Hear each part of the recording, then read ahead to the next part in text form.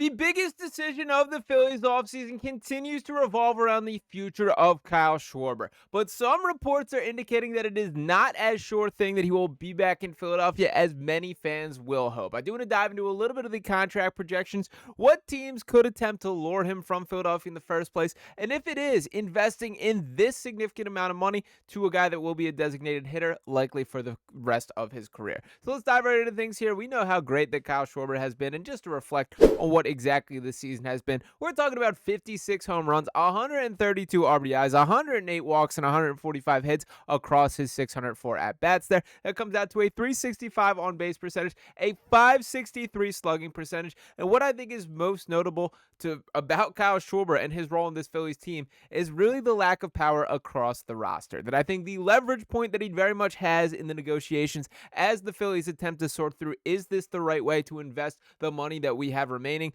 is if you take Kyle Schwarber off this roster, I do think we're looking at like a bottom five type of power hitting team. Now, maybe there is a resurgence from Bryce Harper next season where those numbers begin to switch. But realistically, Schwarber has been the only legitimate home run threat for the entirety of the season and was. So we'll see how that shakes out, but let's dive into the conversation of what teams may also be showing interest here. What sparked this video exactly was this article from Newsweek, which writes, the Boston Red Sox were eliminated by the New York Yankees in the first round of the MLB postseason. Moving forward, the team could look to surround its young core with some talented veterans and make a real run. Roman Anthony and Marcelo Mayer both made their debuts this season. They joined other young talented Red Sox players such as Jarren Duran, Wilyer Abreu, and Cedeno Rafaela. While the team has talented pieces, it could use a real power bat to change the lineup. The Red Sox traded away Rafael Devers. While it has provided some flexibility at designated hitter, the team lost its best power hitter. With Kyle Schwarber on the open market,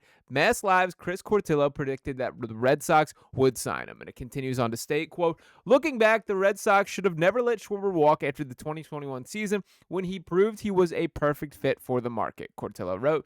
They'll right that wrong this time and add him as a middle-of-the-order designated hitter with 50 homer potential each and every season. It won't be easy to outbid Dave Dombrowski and the Phillies, but tough decisions are coming for that organization, and moving on from Schwarber might have to be one of them. Schwarber has already seen some success with the Red Sox, as they were his last stop before signing with the Philadelphia Phillies. In his last 4 years with the Phillies, he posted an 856 OPS and 187 home runs. Now, the problem with a lot of this conversation that I have here is, for starters, Kyle Schwarber has been around a little bit, that he's been in the league for a while, and it feels like every team that let him walk, mainly the Cubs and Red Sox primarily speaking about here, just regrets it to such a major extent. The fan base does, the front office does, and I do not want the Phillies to make that same mistake. While I was frustrated in the immediate aftermath of the season and sort of said, take that blank check off the table, and I still kind of do feel that message that I think there does have to be a top-end limit to what the Phillies are allowed to spend, that I think the fact that he is a designated hitter does work against him here, and I know this is a polarizing figure in Spike Eskin with the take here, but I do agree with his sentiment, as he says, if you didn't know the names, it would be hard to argue Kyle Schwarber should get a richer contract than Pete Alonso. Alonso is younger, can still play the field, and an offensive productivity that is very comparable. Harper plays first base, so value to the Phils is less, but still. And just to give that in full context here, to give a look at Alonso's numbers on the season, not quite Kyle Schwarber numbers, but still very impressive. 38 home runs, 126 RBIs, a 347 on-base percentage, and a 524 slugging percentage, had 60 on walks and 170 hits across 624 at-bats there. He did strike out 162 times as well, and he is 30 years old versus Kyle Schwarber, set to turn 33 this season.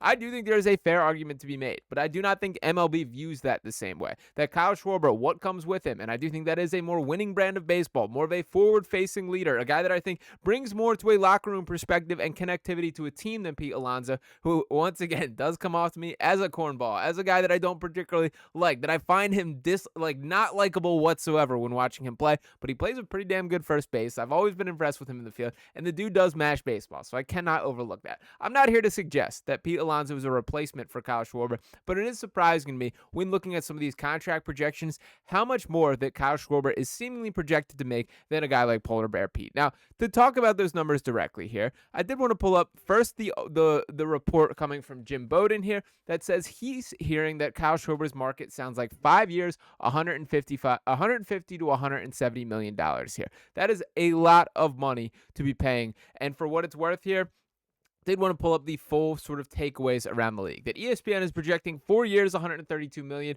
for Kyle Schwarber. NBC Sports 4 years, 128 million. Baseball America 3 years, 110 million. That is a lot of money as well. The Athletics 5-year, 145. The Athletics Jim Bowden 5-year, 160 million. He's going to get a ton of money from somebody. The question is, will it be the Phillies or not? I do sort of lean toward it's going to be. That I think that that is the way to start righting the wrongs of sort of what Dave Dombrowski has opened this can of worms.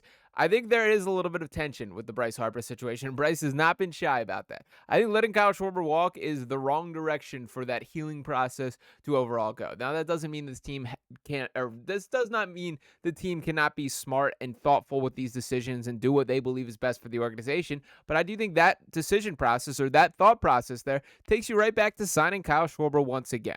It is a difficult situation to have. And for what it's worth, I did want to pull up my guy John Stolness, who I use a lot on this channel as well. He posted this poll saying, let's say the Phillies do not sign Kyle Schwarber and could then sign any free agent available on the market. One free agent, no restrictions. Who would it be? If it's other than a 4 below, tell me who. And he lists Kyle Tucker, Alex Bregman, Pete Alonso, and Bo Bichette. Now, I do think there's an argument for each of these guys here. Kyle Tucker, the far and away favorite from based on the votes here at 53%. You can see I did vote Pete Alonso in this particular poll.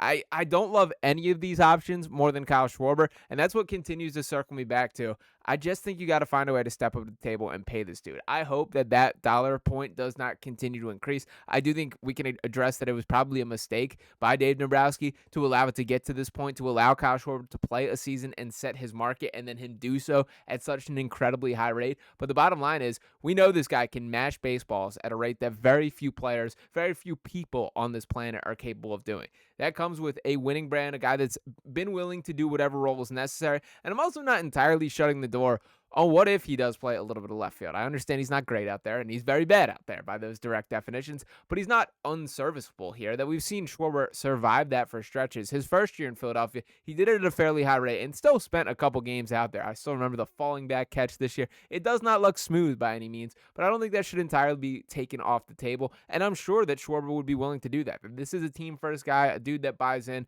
and I do not want to see him in a Red Sox jersey whatsoever. So I'm sure that there will be a market there. I do think Boston's going to be a team that is lurking a bit more than we've given attention to. I think mostly we've spoken about the big ticket guys, the high spenders, the likes of the Mets, the Dodgers, the Yankees, the teams like that. But the Yankees don't need another DH, man. And there's kind of roster issues that are brought up in each of these. That's what the difficult process is, and why I'm hesitant to, invest in this significant a price point is you can always find a DH in a way that you can't just find a shortstop or a left fielder or a first baseman there. That there is value that comes with guys that play the field, and that's why there was really no steam to the Kyle Schwarber MVP conversation. Sure, he will finish one of the finalists, that he got a little bit of love in the conversation, but there was never a threat of him actually winning the award, which I wished was the case. And I think the DH is the story there, but not exactly mirrored in what the contracts are seeming to be. So it's going to be interesting to see how this resolves. I am expecting in the next couple of days and weeks that we start to get some concrete reports that there is a lot of theorizing and behind the scenes whispers right now.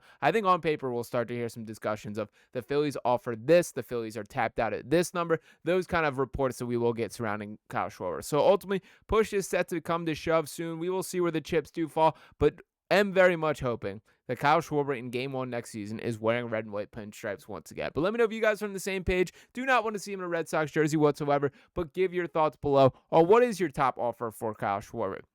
I have a hard time ultimately putting an exact dollar figure on it, and to look a bit at these contracts here, I do think it is worth noting once again that seemingly the line in the sand that was drawn prior to the season was the years. I wonder if that is still the case. If I'm a guy like Schwarber, I wouldn't be interested about that I'd much more the short-term value because he can potentially get another contract. This is not a guy that is showing any signs of slowing down, and I think that is worth stepping to the table and ultimately seeing. So to give my full prediction here, I think it's sort of in the middle of all these, that I don't think he quite gets the 5-year 160 million. I don't think it's going to be as low. I think he's going to want in the 4 to 5 year range. I think my favorite is probably the ESPN prediction. I think 4-year 132 million is probably the most on the money, but we'll see ultimately what happens and where things do fall. So appreciate you guys for tuning into this video there. Make sure you're smashing that subscribe button if you have not just yet. Thank you for hanging me for this video. Drop that like on the video below. Give your prediction in the comments. I'll be back talking to you next time right here on Phillies Digest. Peace.